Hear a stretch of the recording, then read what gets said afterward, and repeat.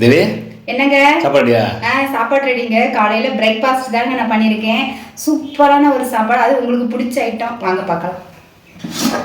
பாருங்க, சூப்பராக ஆவி பறக்க குதிரைவாழை அரிசியில் வெந்தய சாப்பாடுங்க. எப்படி இருக்கு? சூப்பரான ஒரு வெந்தய சாப்பாடு.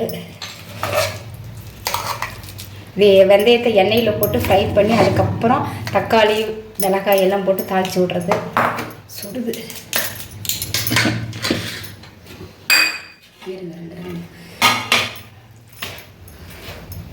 சூப்பரானது. அதுக்கப்புறம் பார்த்தீங்கன்னா அதுக்கு சைடிஷாக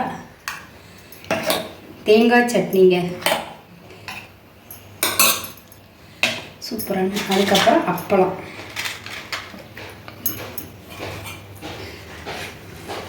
சூப்பரான காலை பிரேக்ஃபாஸ்ட் எப்படி இருக்குன்னு சொல்லுங்கள். இங்கே பாருங்க, குதிரைவாழை அரிசியில் வெந்தய சாப்பாடு தாங்க.